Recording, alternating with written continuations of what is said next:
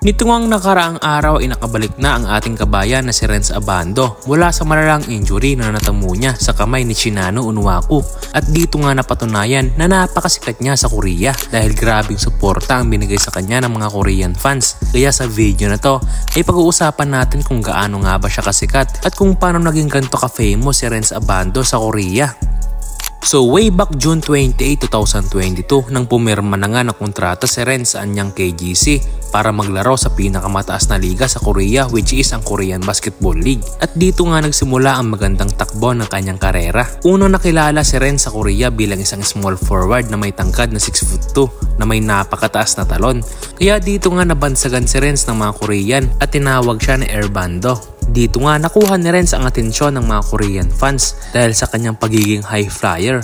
Kaya siya unti-unting nakikilala sa Korea. At kung inyong matatandaan ay sumali nga si Renz noon sa slam dunk contest at marami nga siya noong napahanga dahil sa kanyang ginawang iba't ibang klaseng tricks tulad ng 360 dunk na first time ginawa sa KBL dunk contest. Kaya impress na impress talaga ang mga Korean fans sa kanya. Kaya nakuha din niya ang Slam Dunk Contest Champion 2023. Bukod pa dyan ay napakalaking ambag din ang naitulong niya sa kanyang kupunan, mapa-opensa o depensa man.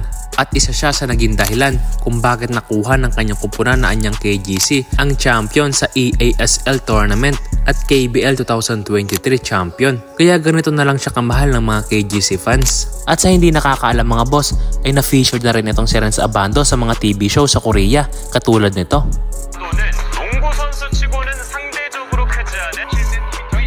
Kaya nakatulong din yan kaya naging ganito kasikat siya sa Korea.